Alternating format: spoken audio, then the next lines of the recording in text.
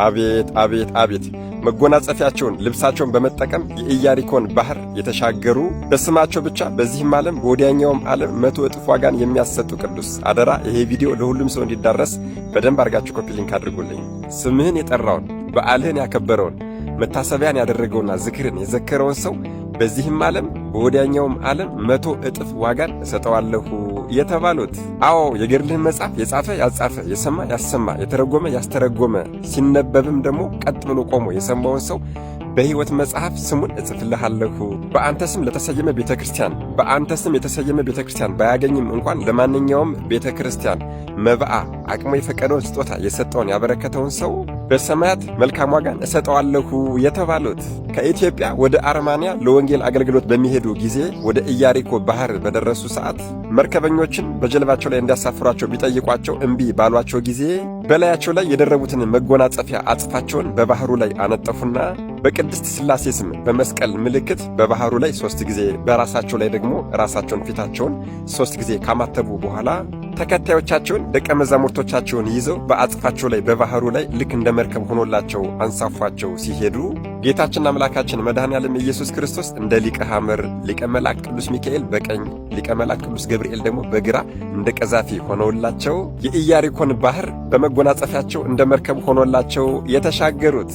በዚያም መጎናጸፊያቸው ባህሩን እየተሻገሩ እያለ ለልጆቻቸው ልጆቼ ሆይ ፍጹም እምነት ይኑራችሁ፣ በልባችሁ ቂምና ሽንገላን በቀልን እንዳታኖሩ እያሉ እየመከሯቸው እየሄዱ እያለ ነገር ግን ከእናንተ ውስጥ ቂምን በቀልን መታጀርን በልቡ የያዘ አንድ ሰው ያለ ይመስለኛል ባሉ ጊዜ ከደቀ መዛሙርቶቻቸው ውስጥ አንዱ ልቡ የቂም በቀል ማከማቻ ነበርና በኢያሪኮ ባህር ውስጥ ሰጥሞ የሞተ ሲሆን እርሳቸው ግን ደቀ መዛሙርቶቻቸውን ይዘው በሰላም ተሻግረዋል። በአርማንያም ከሊቀ ጳጳሱ ጋር ተገናኝተው በዚህችው አገርም ወንጌልን ሰብከው ክርስትናን አጽንተው እዛው አርማንያ ውስጥ ብዙ ከተጋደሉ በኋላ በዛው አርፈዋል።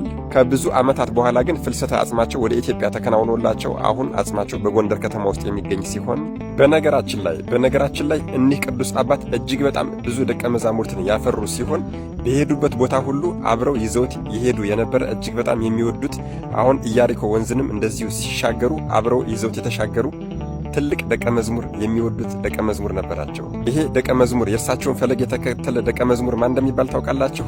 አቡነ አብሳዲ ዘደብረ ማርያም ወይም ደግሞ ዘደብረ ክሳሄ ይባላል። አቡነ አብሳዲ። ታዲያ በጣም የሚገርመው ነገር ይሄ ቅዱስ አባት መስከረም 30 ቀን በ101 ዓመቱ ተጋድሎውን የጨረሰ ሲሆን ከ120 በላይ ቤተክርስቲያኖችንና ውቅር አብያተ ክርስቲያናትን በኤርትራና በኢትዮጵያ አንጿል።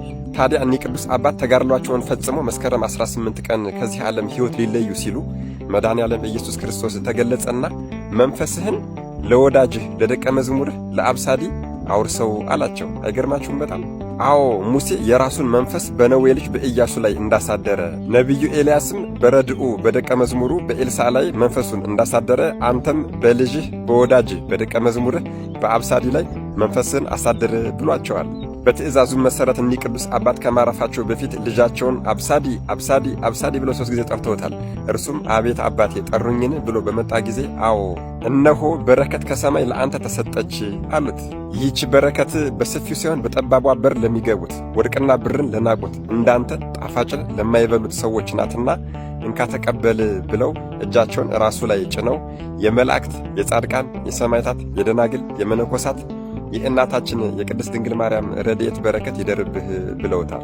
እኒህ የመጀመሪያ ስማቸው ማዕቀበ እግዚእ ይባሉ የነበረ ከመነኮሱ በኋላ ኤዎስጣቴዎስ የተባሉ የስማቸው ትርጓሜም የጌታ ደምግባት ማለት የሆነላቸው ለኢትዮጵያ የኦርቶዶክስ ተዋሕዶ ቤተክርስቲያን በተለየ ሁኔታ ቀዳሚት ሰንበት ቅዳሜ ቀን እንደ ሰንበት ሆና እንድትቆጠር ትልቁን ሚና የተጫወቱልን ይህ ትውልድ በማክበርና በማወደስ ፈንታ ከነመፈጠራቸው የረሳቸው ቤተክርስቲያን ብቻ የምታከብራቸው ድንቅ በሆነ አስተምህሮታቸውና ጣዕም ባለው ስብከታቸው ሕዝቡን ወደ ንስሐ ወደ ክርስትናና ወደ ቅድስና ሲመሩ የኖሩ በተወለዱ በ80 ዓመታቸው መስከረም 18 ቀን ዕረፍታቸው የሆነላቸው ታላቁ ድንቅ አድራጊው ቅዱሱ አባታችን ከፋሌ ባህር አቡነ ኤዎስጣቴዎስ ዛሬ ሐምሌ 21 የተወለዱበት የልደት በዓላቸው ነው። እንኳን ተወለዱልን አባታችን በሉ እስኪ።